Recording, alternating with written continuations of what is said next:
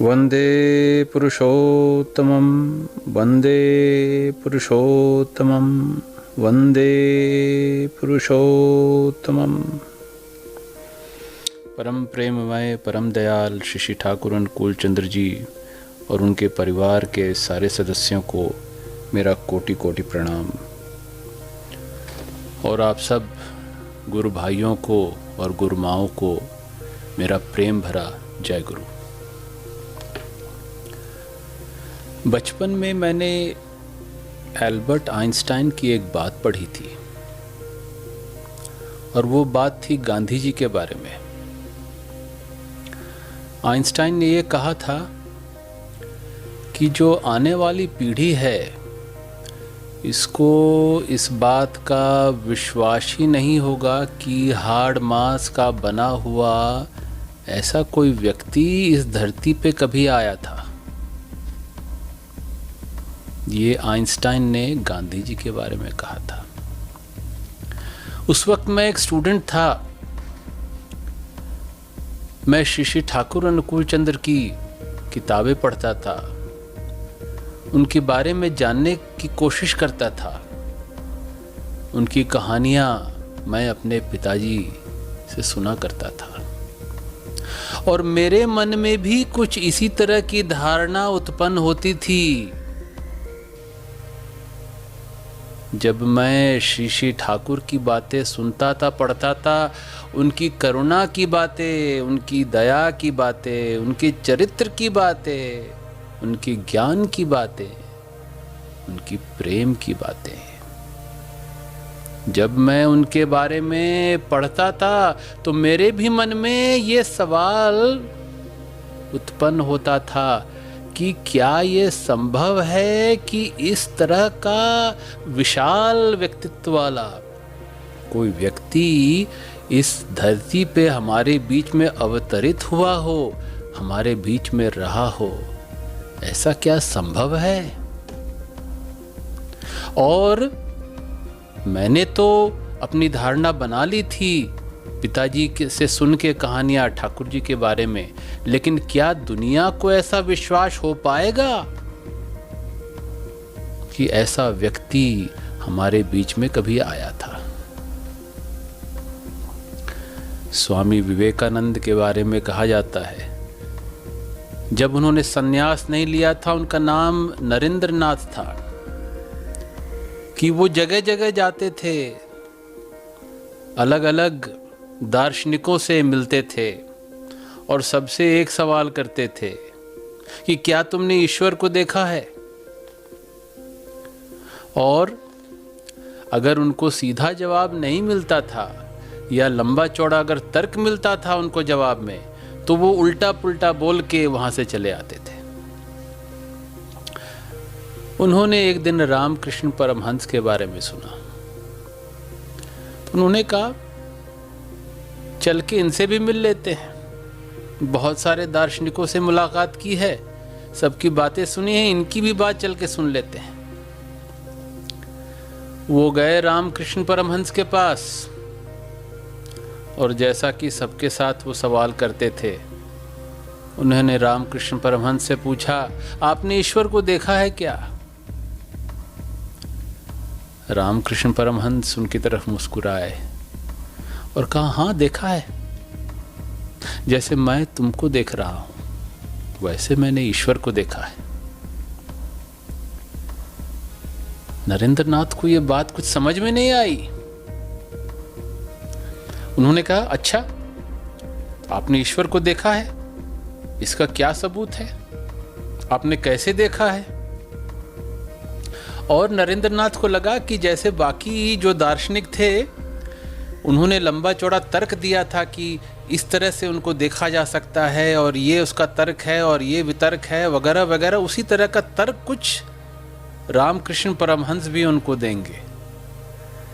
लेकिन रामकृष्ण परमहंस ने उनको देखा, मुस्कुराया और कहा, तुमको सबूत चाहिए कि मैंने ईश्वर को देखा है और ईश्वर है, इसका सबूत चाहिए। इसका सबूत मैं हूं। मेरा होना ये सबूत है कि ईश्वर है, कि ईश्वर को मैंने देखा है। और ये जो जवाब था रामकृष्ण परमहंस का नरेंद्र नाथ को, इस जवाब में मुझे भी एक जवाब मिल गया। और वो ये जवाब था जब मैंने पूजनीय बबाईदा को देखा कि अगर मेरी तरह किसी को इस बात का शक हो कि इस दुनिया में, इस संसार में श्री ठाकुर जैसे व्यक्तित्व का कोई व्यक्ति अवतरित हो सकता है, अल्बर्ट आइंस्टाइन जैसा शक हो या नरेंद्र नाथ की तरह शक हो,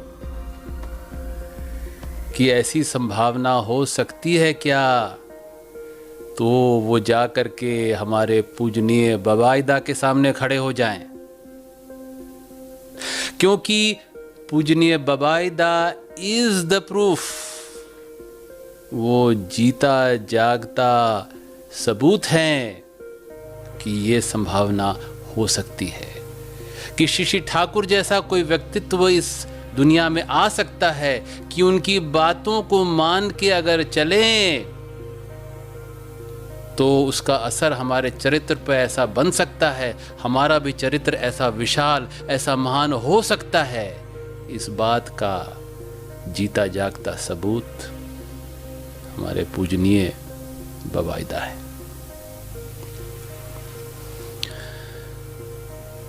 मैं बहुत सौभाग्यशाली रहा हूं इस मामले में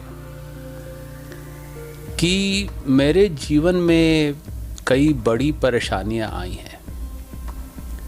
ऐसी परेशानियां जो किसी को डुबा दें, किसी को बर्बाद कर दें, ऐसी परेशानियां आई हैं मेरे जीवन में।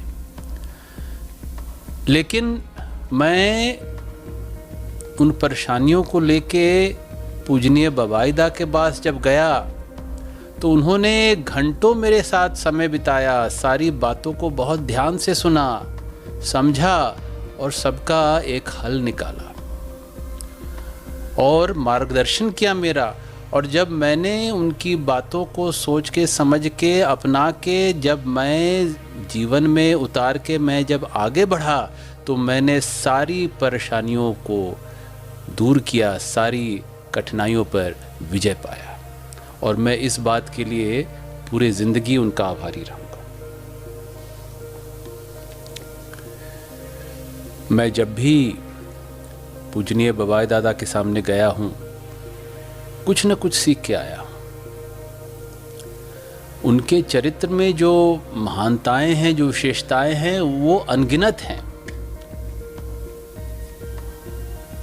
जैसे कि उनके पास आप कोई मुश्किल बात लेके जाइए या मुश्किल सवाल लेके जाइए तो वो उसको इस तरीके से उपमाओं के साथ, कहानियों के साथ आपको समझाते हैं कि बहुत आसानी से, सहज तरीके से वो बात समझ में आ जाती है। ये टेक्निक जो था कहानियों से, उपमाओं से चीज़ों को सहज तरीके से सिखाने का, समझाने का, ये और भी कई महापुरुषों में मैंने देखा है। जीसस क्राइस्ट को मैंने देखा है कैसे वो पैराबल्स, कहानियों के माध्यम से अपनी बातें वितरित करते थे अपने भक्तजनों के बीच में। रामकृष्ण परमहंस को मैंने देखा है कैसे वो कहानियों के माध्यम से अपनी बात पहुंचाते थे अपने भक्तों के पास। पूजनीय बबाईदा के चरित्र में जो सादगी है वो मैंने देखा है कि उनको इस चीज़ की ज़रूरत नहीं है, वो लेकिन अक्सर अपनी गाड़ी जाके खुद धोने लगते हैं। हज़ारों लोग हैं जो आकर के उनकी मदद कर सकते हैं, लेकिन वो खुद जाके ये काम करते हैं। उनके घर में जो लोग घर का काम में मदद करने आते, उनकी वो मदद जाके करने लगते हैं। सुबह से शाम सबकी परेशानियों को सुनते हैं, सुलझाते हैं, इतने व्यस्त रहते हैं, लेकिन इसके बावजूद वो हमेशा समय निकालते हैं अपने परिवार के लिए। He is a family man.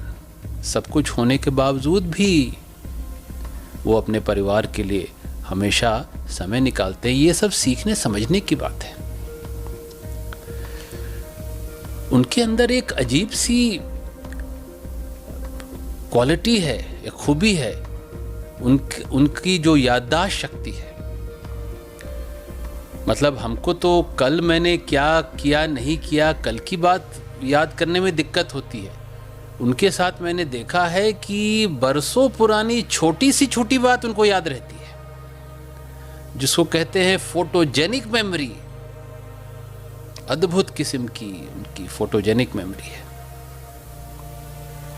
और मैंने देखा है किस तरह से वो आचार्य देव श्री श्री दादा का ध्यान रखते हैं, उनकी इज्जत करते हैं। ठाकुर जी ने जो कल्पना की थी कि हम कैसे अपने माँ बाप को भगवान की तरह, लिविंग गॉड्स की तरह ट्रीट करें, ये सीख अगर लेनी हो तो पूजनीय बाबाईदा को देख करके हम लोग सीख सकते हैं। एक बार मैं उनके पास बैठा हुआ था तो उनकी कुछ तबीयत खराब थी। क्या हुआ था कि उन्होंने कुछ दवा ली थी, उसमें कुछ मिलावट थी। उस मिलावट की वजह से उनके शरीर में एक जहर सा फैल गया। तो मैंने बहुत चिंता व्यक्त की कि ये तो बहुत गलत हुआ, ऐसे कैसे हो गया और फिर अब इसका क्या किया जाए।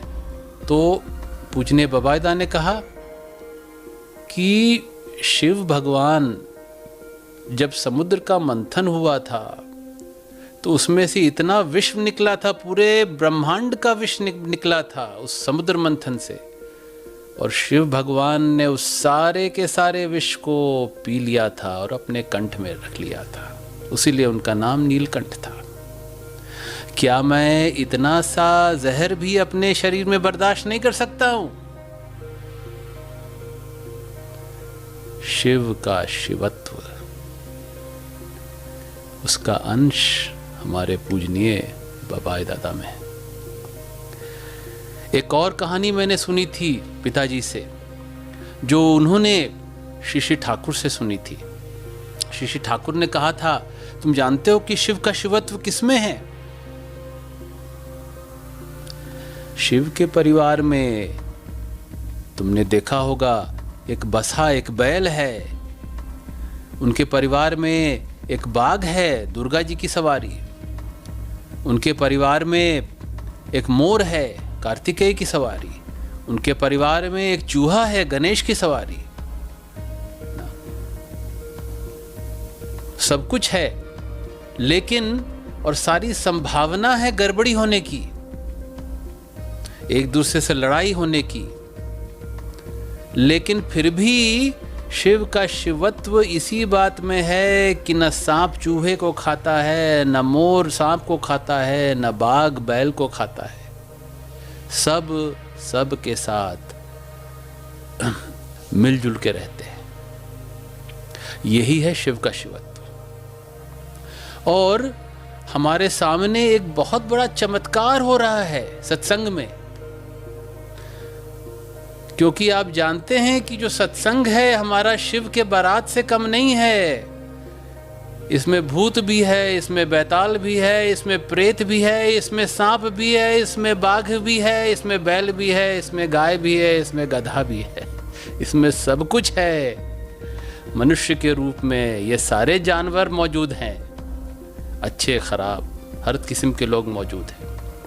लेकिन शिव का शिवत्व इसी में है, अपने पूजनीय बाबाईदा का शिवत्व इसी में है कि इन सब को लेकर के सब में सामंजस्य बना करके इस सत्संग को एक बहुत तीव्र गति के साथ वो आगे बढ़ाते चले जा रहे हैं। ये है असली शिव के शिवत्व का उदाहरण, हमारे पूजनीय बाबाईदा।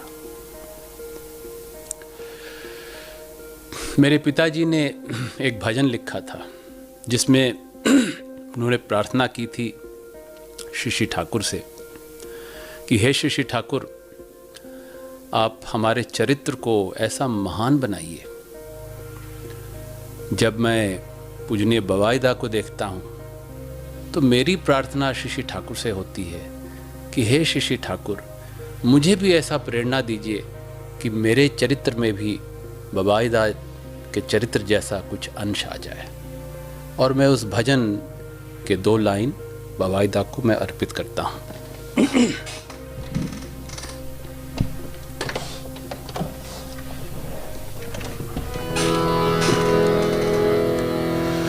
गुरुदेव दया करके मुझको ऐसा वर दो, गुरुदेव दया करके मुझको ऐसा वर दो, गुरुदेव कृपा करके मुझको ऐसा कर दो, गुरुदेव कृपा करके मुझको ऐसा कर दो, गुरुदेव दया करके मुझको ऐसा वर दो।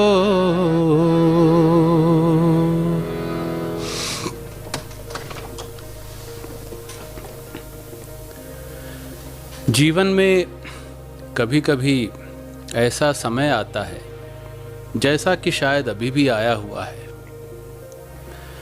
कि चारों तरफ अंधकार ही अंधकार नजर आता है। दुख, अशांति चारों तरफ फैल जाती है। अपने छोड़ के चले जाते हैं, मन तकलीफ से फटता है। मानवता से और शायद ईश्वर से भी विश्वास उठने लगता है, कम होने लगता है। जब ऐसा समय आता है, जब ऐसी धारणा कभी धोखे से मन में आती है मेरे, तो मैं देखता हूँ पूजनीय बवाईदा की तरफ। उनका चेहरा, उनकी हंसी, उनका मुस्कान, उनका मधुर स्वभाव मेरे आँखों के सामने आता है और मेरे मन में आवाज़ उठती है कि जब तक बवाईदा जैसे लोग, पूजनीय बवाईदा जैसे लोग इस संसार में हैं, तब तक इस संसार में उम्मीद है, तब तक इस संसार में खुशी है, तब तक इस संसार में सुंदरता है। और मेरी प्रार्थना है शशि ठाकुर से कि हे शशि ठाकुर, पूजनीय बवाईदा को सुरक्षित रखें और दीर्घ आयु दें, ताकि मुझे और मेरे जैसे हजारों लाखों करोड़ों सत्संगियों को ये जीवन उज्जवल बना रहे, खुश बना रहे और संभावना, उम्मीद हमारे जीवन में बनी रहे। ये कह के आप सबको फिर से हार्दिक जय गुरु करके मैं अपनी बात समाप्त करता हूँ।